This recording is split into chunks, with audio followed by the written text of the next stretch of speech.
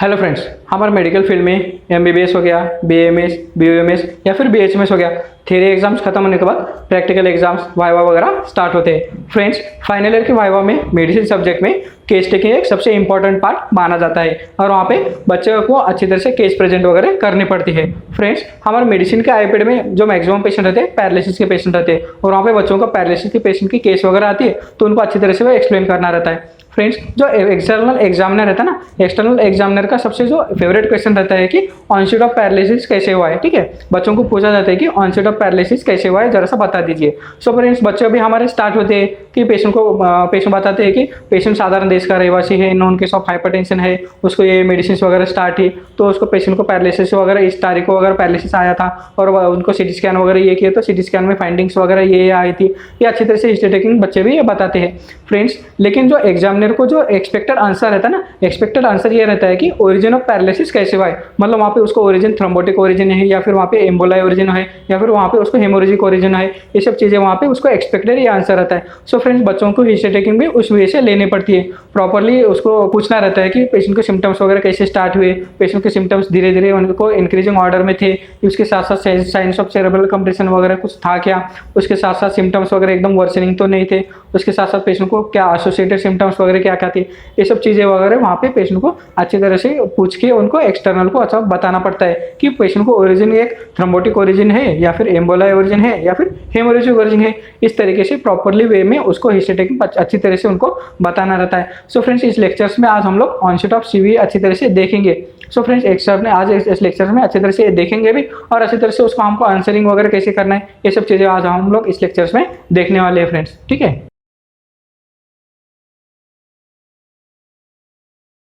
Friends, अभी हम लोग सेरेब्रोवास्कुलर एक्सीडेंट में क्लिनिकल फीचर्स देख लेते हैं। ठीक है फ्रेंड्स, यहाँ पे क्लिनिकल फीचर्स ऑफ सीवीए में उसका सबसे इंपॉर्टेंट पार्ट सबसे पहले अभी हम लोग देख लेते हैं। यहाँ पे अभी ऑनसेट ऑफ सीवीए सबसे पहले देखेंगे फ्रेंड्स। यहाँ पे मतलब वहाँ पे ऑनसेट ऑफ सीवीए मतलब पेशेंट को जो पैरालिसिस के पेशेंट के जो सिम्टम्स ऑनसेट हुए हैं ये सब चीज़ें हमें वहाँ पे देख लेना रहता है। फ्रेंड्स, जब भी पेशेंट हम लोग पैरालिसिस के पेशेंट के हिस्ट्री टेकिंग या फिर एग्जामिनेशन वगैरह करते हैं तो हिस्ट्री टेकिंग में सबसे इंपॉर्टेंट पार्ट ये रहता है कि पेशेंट को सिम्टम्स कैसे कैसे डेवलप हुए थे, पेशेंट को सिम्टम्स सडन डेवलप हुए या फिर ग्रेजुअल इंक्रीजिंग ऑर्डर में उसके सिम्टम्स वगैरह डेवलप हुए, ये सब चीज़ें हमें वहाँ पे देख लेना बहुत जरूरी रहता है।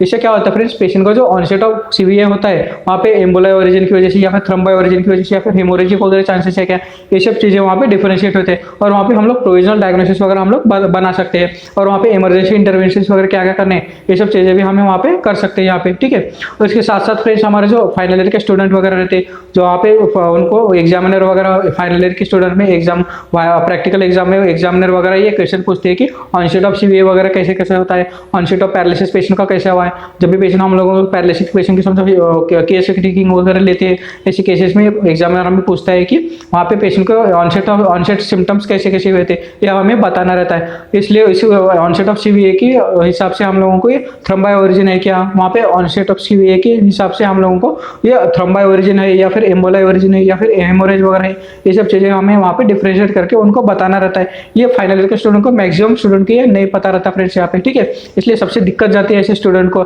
इसलिए हम लोगों की अच्छी तरह से डिटेल में चैप्टर से ये अच्छी तरह से डिटेल में ये पार्ट जरा सा हम लोग को देखना है फ्रेंड्स यहाँ पे। ठीक है, इसलिए सबसे पहले अभी हम लोग स्टार्ट करते हैं ऑनसेट ऑफ सीवीए।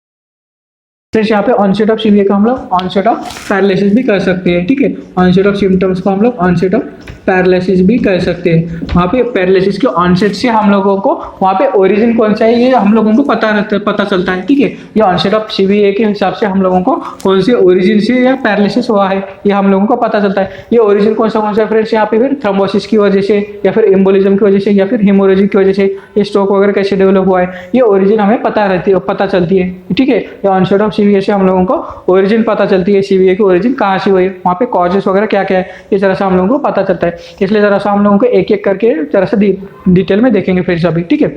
इसलिए अभी हम लोग ऑनसेट ऑफ सीवीए देख लेते हैं, उसके ओरिजिन से थ्रोम्बोसिस ओरिजिन, एम्बोलाइज ओरिजिन या फिर हेमोरेजिक ओरिजिन से हम लोगों को ये अभी देखना है फ्रेंड्स एक एक करके, ठीक है। फ्रेंड्स यहाँ पे समझो थ्रोम्बोसिस ओरिजिन से या पेशेंट को सिम्टम्स कैसे कैसे होते हैं जरा सा देख लेते हैं, ठीक है।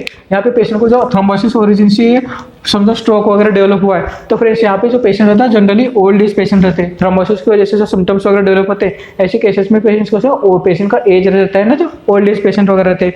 और जो एम्बोलिज्म के पेशेंट रहते हैं फ्रेंड्स यहाँ पे यंग एज पेशेंट रहते हैं, ठीक है।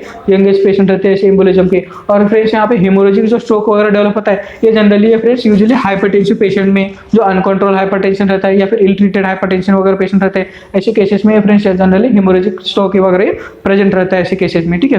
फिर एज के हिसाब से थ्रोम्बोसिस जो है फ्रेंड्स यहाँ पे ओल्ड एज पेशेंट में होता है, एम्बोलिज्म हो गया फ्रेंड्स यंग एज पेशेंट में वगैरह रहता है एम्बोलिज्म स्ट्रोक वगैरह। और हेमोरेजिक स्ट्रोक वगैरह जनरली फ्रेंड्स ये हाइपरटेंसिव पेशेंट में वगैरह ये रहता है फ्रेंड्स ऐसे केसेस में, ठीक है। ये हो गया फ्रेंड्स थ्रोम्बोसिस की वजह से, ठीक है। बाद में थ्रोम्बोसिस में फ्रेंड्स ड्यूरिंग थ्रोम्बोसिस के ओरिजिन से स्ट्रोक वगैरह कैसे होता है फ्रेंड्स, ड्यूरिंग स्लीप में ऐसे थ्रोम्बोसिस की वजह से होता है फ्रेंड्स यहाँ पे, ठीक है। ड्यूरिंग स्लीप ये पेशेंट का जो स्ट्रोक वगैरह ऑनसेट होता है ऐसे ड्यूरिंग स्लीप वगैरह होता है जनरली थ्रोम्बोसिस की वजह से वगैरह होता है, ठीक है। बाद में समझो एम्बोलिज्म की वजह से at any time during the exertion, patient जब लोग बहुत ज़्यादा एक्सर्शन करता है तो बहुत ज़्यादा एक्सर्शन से क्या होता है फ्रेंड्स यहाँ पे एम्बोलाई वगैरह हमारे ब्रेन आर्टरीज में वगैरह फंस जाता है और वहाँ पे ये स्ट्रोक की ऑनसेट वगैरह होता है ऐसे केसेस में, ठीक है। इसलिए ऐसे जो एम्बोलिज्म की ओरिजिन से होता है ऐसे स्ट्रोक में जनरली ड्यूरिंग एक्सर्शन में होता है ऐसे केसेस में, ठीक है। बाद में जो हेमोरेजिक वगैरह रहता है फ्रेंड्स, हेमोरेजिक स्ट्रोक वगैरह जनरली पेशेंट को जो हाइट ऑफ इमोशन या फिर इमोशनल स्ट्रेस वगैरह एकदम बढ़ जाता है ऐसे केसेस में। ऐसे फ्रेंड्स इमोशनल स्ट्रेस या फिर हाइट ऑफ इमोशन वगैरह ऐसे केसेस में बहुत ज़्यादा पेशेंट को एकदम सिस्टोलिक बीपी वगैरह बहुत ज़्यादा बढ़ता है और वहाँ पे हेमोरेजिक स्ट्रोक वगैरह होने के मैक्सिमम चांसेस बन जाते हैं ऐसे केसेस में फ्रेंड्स वहाँ पे, ठीक है।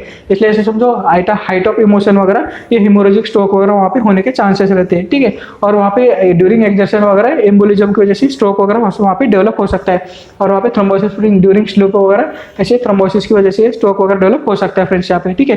जैसे कि हमने थोड़ी देर पहले देखा कि फ्रेंड्स थ्रोम्बोसिस में क्या होता है हमारे जो आर्टरीज में क्या होता है फ्रेंड्स, आर्टरीज वगैरह ब्लॉक हो जाते हैं एथेरोस्क्लेरोसिस की वजह से वगैरह। और एम्बोलिज्म में क्या होता है फ्रेंड्स यहाँ पे जो मैक्सिमम कार्डियक ओरिजिन रहते हैं एम्बोलाई हमारे ब्रेन आर्टरीज में फंस के वहाँ पे इस्केमिक स्ट्रोक वगैरह डेवलप करते हैं और वहाँ पे हेमोरेजिक स्ट्रोक में बहुत ज़्यादा बीपी बढ़ जाने की वजह से सिस्टोलिक बीपी बहुत ज़्यादा बढ़ जाने की वहाँ से ब्रेन आर्टरीज वगैरह बस्ट हो जाते हैं और वहाँ पे पेशेंट को पैरालिसिस के साइन वगैरह यहाँ पे दिख जाते हैं फ्रेंड्स ऐसे केसेस में, ठीक है। ये 2 पॉइंट हम लोगों ने देख लिया, अभी हम लोग तीसरे पॉइंट पे जाते हैं, ठीक है। फ्रेंड्स यहाँ पे थ्रोम्बोसिस स्ट्रोक में क्या होता है फ्रेंड्स, वहाँ पे पेशेंट को हमेशा स्लो ऑनसेट रहता है, मतलब वहाँ पे डिसीज कैसे प्रोग्रेसिव रहता है, वहाँ पे कैसे पेशेंट के सिम्टम्स वगैरह धीरे धीरे बढ़ते जाते हैं, ठीक है। वहाँ पे पेशेंट को समझो स्लो ऑनसेट सिम्टम्स रहते हैं और वहाँ पे धीरे धीरे प्रोग्रेसिव रहते हैं। और वहाँ पे एम्बोलिज्म में कैसा रहता है फ्रेंड्स, एम्बोलिज्म में सडन ऑनसेट रहता है इन सेकंड में, ठीक है। वहाँ पे क्योंकि अगर एम्बोलिज्म एकदम ब्लॉक कर देता है ना हमारे आर्टरीज को और वहाँ पे भी सडन ऑनसेट रहता है पेशेंट के सिम्टम्स विद इन सेकंड में पेशेंट को पैरालाइज वगैरह डेवलप होता है। और वहाँ पे थ्रोम्बोसिस में क्या होता है थोड़ा टाइम में पेशेंट को सिम्टम्स डेवलप होते हैं ऐसे केसेस में, ठीक है। और वहाँ पे हेमोरेजिक स्ट्रोक में क्या होता है फ्रेंड्स, कैटास्ट्रोफिक प्रोग्रेस रहता है, मतलब वहाँ पे कैटास्ट्रोफिक प्रोग्रेस मतलब एकदम सडन डेवलप होता है और वहाँ पे पेशेंट क्या होता है कई बार फैटल भी रहता है इसी केसेस में, ठीक है। समझो इंक्रीज इंट्राक्रैनियल प्रेशर इतना बढ़ जाता है कि पेशेंट वहाँ पे अनकॉन्शियस वगैरह या फिर वहाँ पे पेशेंट को अनकॉन्शियस वगैरह वहाँ पे एकदम फैटल साइन भी वहाँ पे दिख सकता है, इसलिए वहाँ पे कैटास्ट्रोफिक प्रोग्रेस रहता है, एकदम सडन ऑनसेट रहता है वहाँ पे भी, ठीक है। इसलिए जरा से सिम्टम्स वहाँ पे देख लेना, ठीक है।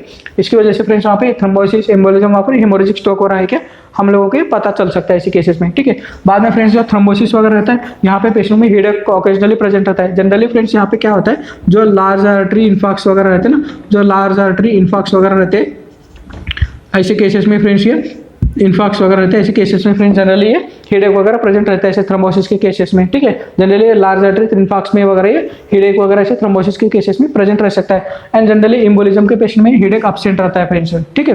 ये हेडेक वगैरह ये एम्बोलिज्म के पेशेंट में एब्सेंट रहता है। और फ्रेंड्स यहाँ पे हेमोरेजिक स्ट्रोक में जनरली सीवियर हेडेक रहता है, ठीक है। हेमोरेजिक स्ट्रोक में कैसे सीवियर हेडेक रहता है, क्योंकि वहाँ पे फ्रेंड्स क्या होता है, इंट्राक्रैनियल प्रेशर बढ़ जाता है ना। हेमोरेजिक स्ट्रोक में वगैरह क्या होता है, इंट्राक्रैनियल प्रेशर बढ़ जाता है, और इंट्राक्रैनियल प्रेशर वगैरह बढ़ जाने की वहाँ पे पेशेंट को सीवियर हेडेक रहता है।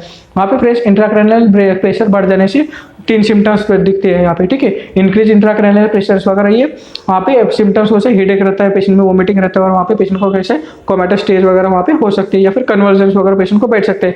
ये पेशेंट को जो 3 सिम्टम्स है ना, इंक्रीज इंट्राक्रैनियल प्रेशर से 3 सिम्टम्स डेवलप हो सकते हैं यहाँ पे, हेडेक, वोमिटिंग और पेशेंट को कोमा या फिर कन्वर्जेंस वगैरह, ये सब इंक्रीज इंट्राक्रैनियल प्रेशर बढ़ जाने से सिम्टम्स डेवलप होते हैं पेशेंट में, ठीक है। अब हम लोग एक एक करके देखेंगे अभी, ठीक है। ऐसे फ्रेंड्स थ्रोम्बोसिस जो ओरिजिन रहता है स्ट्रोक का, थ्रोम्बोसिस ओरिजिन स्ट्रोक में कन्वर्जेंस नहीं रहती, या फिर सिनकोप वगैरह ऐसे पेशेंट में प्रेजेंट नहीं रहता, ठीक है। ये कन्वर्जेंस या फिर सिनकोप वगैरह थ्रोम्बोसिस के पेशेंट में प्रेजेंट नहीं रहता। और वहाँ पे फिर एम्बोलिज्म के पेशेंट में समझो देखा जाए तो वहाँ पे सिनकोप प्रेजेंट नहीं रहता, लेकिन कन्वर्जन कई बार पेशेंट में देखा जाता है। ऐसे केसेस में बहुत ही कम देखा जाता है, लेकिन कई बार कैसे सिनकोप तो नहीं दिखता, लेकिन कन्वर्जन के चांसेस वगैरह कई बार ऐसे पेशेंट में प्रेजेंट रहते हैं। वो एम्बोला है, लार्ज है या स्मॉल है, ये सब चीज़ें देखने के बाद ही वहाँ पे हम जो लार्ज आर्टरी एम्बोला वगैरह है, तो ऐसे केसेस में फ्रेंड्स कई बार कन्वर्जेंस भी देखा जाता है, ठीक है। उसके साथ साथ पेशेंट को जो हम लोग हेमोरेजिक स्ट्रोक है, जैसे मैंने बताया कि फ्रेंड्स यहाँ पे इंट्राक्रैनियल प्रेशर वगैरह बढ़ जाता है, आईसीपी इंक्रीज बढ़ जाता है, तो ऐसे केसेस में सिनकोप एंड कन्वर्जेंस वगैरह मैक्सिमम पेशेंट में प्रेजेंट रहता है ऐसे केसेस में, ठीक है। जो हेमोरेजिक स्ट्रोक और ऐसे केसेस में सिनकोप एंड कन्वर्जेंस वगैरह मैक्सिमम केसेस में प्रेजेंट रहता है ऐसे केसेस में, ठीक है। यहाँ पे फ्रेंड्स 6वां पॉइंट देख लेते हैं अभी। यहाँ पे जो कॉन्जुगेटेड जो डेविएशन ऑफ आइज वगैरह है, ऐसे पेशेंट में ये थ्रोम्बोसिस में नहीं दिखता है, ठीक है। ये conjugation of deviation of eyes वगैरह है, ये पेशेंट में थ्रोम्बोसिस के पेशेंट में थ्रोम्बोलिक ओरिजिन वगैरह रहता है स्ट्रोक के ऐसे केसेस में नहीं दिखता फ्रेंड्स वहाँ पे, ठीक है। और वहाँ पे जो एम्बोलिज्म में भी ऐसे केसेस में नहीं दिखता फ्रेंड्स वहाँ पे, ठीक है। लेकिन हेमोरेजिक स्ट्रोक में क्या होता है फ्रेंड्स, वहाँ पे कॉन्जुगेट डेविएशन ऑफ आइज वगैरह रहता है ऐसे केसेस में, ठीक है। वहाँ पे इंक्रीज प्रेशर वगैरह बढ़ने की वजह से कॉन्जुगेट डेविएशन ऑफ आइज वगैरह ऐसे केसेस में प्रेजेंट रहता है हेमोरेजिक स्ट्रोक के पेशेंट में फ्रेंड्स वहाँ पे, ठीक है। इसके साथ साथ पेशेंट में समझो वहाँ पे जो थ्रोम्बोसिस के पेशेंट में क्या होता है फ्रेंड्स, वहाँ पे वोमिटिंग और हिस्ट्री ऑफ इंट्राक्रैनियल प्रेशर वगैरह बढ़ता नहीं है, क्योंकि फ्रेंड्स वहाँ पे क्या होता है, हमारे जो ब्रेन आर्टरीज में वगैरह ब्लॉकेज की वजह से ब्रेन आर्टरीज में वगैरह क्या होता है फ्रेंड्स, थ्रोम्बोसिस वगैरह होता है, तो वहाँ पे ब्रेन हिस्टेमिया वगैरह डेवलप होता है, और वहाँ पे ब्रेन हिस्टेमिया वगैरह उसी वजह से यहाँ पे स्ट्रोक वगैरह डेवलप होता है। इसलिए वहाँ पे इंक्रीज इंट्राक्रैनियल प्रेशर वगैरह बढ़ता नहीं है, और वहाँ पे पेशेंट को वोमिटिंग या फिर वहाँ पे हिस्ट्री ऑफ वोमिटिंग वगैरह ऐसे पेशेंट में प्रेजेंट नहीं रहती, ठीक है। यहाँ पर एम्बोलिज्म के पेशेंट में भी वैसा रहता है, वहाँ पे वोमिटिंग वगैरह प्रेजेंट नहीं रहता, लेकिन हेमोरेजिक स्ट्रोक वगैरह रहता है, वहाँ पे आईसीपी इंट्राक्रैनियल प्रेशर वगैरह बढ़ जाने की वजह से वहाँ पे वोमिटिंग जनरली प्रेजेंट रहते हैं ऐसे केसेस में, due to increase intracranial pressure, ठीक है। इंट्राक्रैनियल प्रेशर बढ़ जाने की वजह से वहाँ पे पेशेंट में वोमिटिंग वगैरह पेशेंट में प्रेजेंट रहते हैं ऐसे केसेस में, ठीक है। फ्रेंड्स अभी हम लोगों को कॉजेस देखना है। यहाँ पे कॉजेस वगैरह देखने के बाद हम लोगों को पता चल सकता है कि यहाँ पे पेशेंट में थ्रोम्बोसिस, एम्बोलिज्म वगैरह स्ट्रोक वगैरह है क्या है, इधर से देख लेते हैं, ठीक है। फ्रेंड्स जनरली जो थ्रोम्बोसिस के पेशेंट रहते हैं, थ्रोम्बोसिस की वजह से सब स्ट्रोक वगैरह बढ़ता है, तो ऐसे में पेशेंट में जो कॉजेस रहते हैं फ्रेंड्स जनरली एथेरोस्क्लेरोसिस की वजह से, या फिर वहाँ पे डिफिशियंसी ऑफ प्रोटीन की वजह से, या फिर कई बार क्या होता है इंक्रीज ओसीपीएल्स की वजह से, प्रेगनेंसी की वजह से वगैरह, ऐसे केसेस में फ्रेंड्स क्या होता है थ्रोम्बोसिस वगैरह की वजह से स्ट्रोक वगैरह डेवलप हो सकता है ऐसे केसेस में, ठीक है। बाद में जो फ्रेंड्स एम्बोलिज्म है, एम्बोलिज्म जैसे मैंने बताया कि फ्रेंड्स पहले थोड़ी देर पहले देखा कि एम्बोलिज्म होता है 90% कार्डियक ओरिजिन से एम्बोला ओरिजिनेट होता है, ठीक है। 90% रहते हैं कार्डियक ओरिजिन से एम्बोला, या वहाँ पे इसलिए एट्रियल फिब्रिलेशन, मायोकार्डियल इंफॉक्शन, थ्रोम्बोएम्बोलिज्म वगैरह, या फिर बैक्टीरियल इंडोकार्डाइटिस, या फिर मैक्सिमम जो एम्बोला जो जैसे मैंने बताया कि एम्बोला सोर्स कैसा हार्ट है, यहाँ पे 90% जो केसेस रहते हैं ना एम्बोला के फ्रेंड्स, ये 90% जो एम्बोला का जो ओरिजिन रहता है कार्डियक ओरिजिन रहता है यहाँ पे, इसलिए यहाँ पे जो एम्बोलिज्म वगैरह रहता है तो यहाँ पे जनरली कार्डियक ओरिजिन से एम्बोलिज्म वगैरह स्ट्रोक डेवलप हो सकता है, ठीक है। बाद में जो हेमोरेजिक स्ट्रोक है फ्रेंड्स, यहाँ पे जो अनकंट्रोल्ड हाइपरटेंसिव है, जैसे मैंने बताया कि फ्रेंड्स सिस्टोलिक जो एकदम आइसोलेटेड सिस्टोलिक हाइपरटेंशन के पेशेंट रहते हैं, वहाँ पे सिस्टोलिक बीपी समझो 200 के ऊपर वगैरह जाता है, तो ऐसी स्थिति में क्या होता है फ्रेंड्स, वहाँ पे हेमोरेजिक स्ट्रोक वगैरह डेवलप होने के चांसेस मैक्सिमम चांसेस बन जाते हैं ऐसे केसेस में, ठीक है। इसलिए अनकंट्रोल हाइपरटेंशन या फिर इल ट्रीटेड वगैरह पेशेंट रहते हैं, ऐसे केसेस में जनरली हेमोरेजिक स्ट्रोक से हमारे पास आते हैं पेशेंट में, ठीक है। इसलिए हम लोगों को ये पता रहना चाहिए कि ये सिम्टम्स कौन सी पीरियड में कौन से सिम्टम्स वगैरह आते हैं, जरा हमें पता रहना चाहिए। इससे हम लोग ये ओरिजिन पता कर सकते हैं और पेशेंट को जो ऑनसेट वगैरह है उसके हिसाब से हम लोग ये डायग्नोसिस बना रख सकते हैं, प्रोविजनल डायग्नोसिस बना सकते हैं कि एम्बोलिया ओरिजिन से स्ट्रोक बैठा है या फिर थ्रोम्बो ओरिजिन से स्ट्रोक बैठा है या फिर हेमोरेजिक स्ट्रोक वगैरह है क्या, ये सब चीज़ें हमें पता रहते हैं। और वहाँ पे हम लोगों को वहाँ पे इन्वेस्टिगेशन वगैरह करके ट्रीटमेंट प्रोटोकॉल वगैरह कर सकते हैं वहाँ पे, ठीक है। लेकिन फिर समझो पेशेंट हमारे पास समझो एकदम अनकॉन्शियस स्टेट में आता है, ठीक है, पेशेंट को अनकॉन्शियस स्टेट में आता है तो हम लोगों को वहाँ पे पता नहीं रहता है कि पेशेंट को क्या हुआ है वगैरह, ठीक है। इसलिए पेशेंट को समझो हेडेक, वोमिटिंग, कोमा वगैरह है तो इंक्रीज इंट्राक्रैनियल प्रेशर वगैरह समझो वहाँ पे है तो हम लोग एक प्रोविजनल डायग्नोसिस बना सकते हैं कि वहाँ पे हेमोरेजिक स्ट्रोक वगैरह है। ऐसे केसेस में हम इसलिए जरा सा हिस्ट्री टेकिंग प्रॉपरली लेना बहुत जरूरी रहता है, ठीक है। ये जरा सा डिटेल में समझने के लिए हम लोग एक जरा सा एक एग्जाम्पल देख लेते हैं फ्रेंड्स यहाँ पे, ठीक है। फ्रेंड्स कुछ दिनों पहले हमारे पास एक 56 ईयर्स मेल पेशेंट आया था, ठीक है। हमारे पास एक 56 ईयर्स मेल पेशेंट आया था, इन अनकॉन्शियस स्टेट में आया था, ठीक है। ऐसे इन अनकॉन्शियस स्टेट में आया था। जो पेशेंट क्या कर रहा था फ्रेंड्स वहाँ पे उसके रिलेटिव हमारे पास लेके आए थे। पेशेंट क्या कर रहा था फ्रेंड्स वहाँ पे, पेशेंट ऑटो चलाते चलाते एकदम पेशेंट को सीवियर हेडेक हुआ, ठीक है। पेशेंट ऑटो चलाते चलाते पेशेंट को सीवियर हेडेक हुआ था और पेशेंट को एक वोमिटिंग हुई थी, ठीक है। सीवियर हेडेक हुआ था और वोमिटिंग हुई थी। वोमिटिंग के बाद पेशेंट क्या हुआ था एकदम अनकॉन्शियस स्टेट में गिर गया था। वहाँ पे पेशेंट ने सब वहाँ पे रिलेटिव वगैरह थे वहाँ के, उसके रिलेटिव्स ने वगैरह हमारे पास आया था, ठीक है। हमारे पास आने के बाद हम लोगों ने पेशेंट की हिस्ट्री ली तो वहाँ पे पेशेंट के रिलेटिव ने बताया कि पेशेंट को एक वोमिटिंग ऑटो चला रहे थे और ऑटो चलाते चलाते उनको कैसे वोमिटिंग वगैरह हुई। वोमिटिंग होने के बाद पेशेंट अनकॉन्शियस हुआ था, ठीक है, अनकॉन्शियस हो गया था। इससे हम लोगों को पता चलता है कि फ्रेंड्स वहाँ पे इंक्रीज इंट्राक्रैनियल प्रेशर बढ़ गया था, ठीक है। इंट्राक्रैनियल प्रेशर वहाँ पे बढ़ गया था और पेशेंट इंक्रीज इंट्राक्रैनियल प्रेशर बढ़ गया था। फ्रेंड्स वहाँ पे हम लोगों को ये वोमिटिंग की हिस्ट्री है, उसके साथ साथ पेशेंट को कैसे अनकॉन्शियस हुआ था ये हिस्ट्री है, ठीक है। बाद में पेशेंट को हम लोगों ने पूछा था कि पेशेंट को हेडेक वगैरह हुआ था तो पेशेंट ने हेडेक वगैरह की भी कंप्लेंट बताए थे हमें, ठीक है। इसलिए पेशेंट को इंक्रीज इंट्राक्रैनियल प्रेशर वगैरह बढ़ गया था। हम लोगों ने इमरजेंसी सीटी स्कैन वगैरह किया पेशेंट को तो हमें लार्ज इन्फार्क्ट वगैरह वहाँ पे दिखा था फ्रेंड्स वहाँ पे, ठीक है। इंट्राक्रैनियल वहाँ पे ब्लीडिंग हुई थी, आईसी ब्लीड का पेशेंट था ये। ऐसे केसेस में फ्रेंड्स हमें क्या करना रहता है, इमरजेंसी में वहाँ पे आईसी ब्लीड वगैरह रहते हैं, ऐसे केसेस में क्या होता है फ्रेंड्स वहाँ पे हमें वहाँ पे इमरजेंसी इंटरवेंशन वगैरह करने पड़ते हैं। तो ऐसे केसेस में फ्रेंड्स हमें हिस्ट्री टेकिंग प्रॉपरली अच्छी तरह से लेना जरूरी रहता है। इसलिए हमें ऑनसेट ऑफ सीवीए वगैरह अच्छी तरह से पता रहना जरूरी रहता है, क्योंकि फ्रेंड्स हम लोगों को ये सिम्टम्स वगैरह देखने के बाद हम लोगों को ये थ्रोम्बोसिस ओरिजिन से है या फिर एम्बोलिया ओरिजिन से है या फिर हेमोरेजिक स्ट्रोक वगैरह है, ये हम लोगों को ये हम डिफाइन करने में जरा सा आसान जाते हैं यहाँ पे, ठीक है। इसलिए वहाँ पे onset of CVA, onset of paralysis से हम लोग ये ओरिजिन पता कर सकते हैं कि ये थ्रोम्बोसिस ओरिजिन से है, एम्बोलिज्म ओरिजिन से या फिर हेमोरेजिक स्ट्रोक ओरिजिन से है। इसलिए अच्छी तरह से ये ऑनसेट ऑफ सीवीए वगैरह हमें पता रहना बहुत जरूरी है फ्रेंड्स यहाँ पे, ठीक है।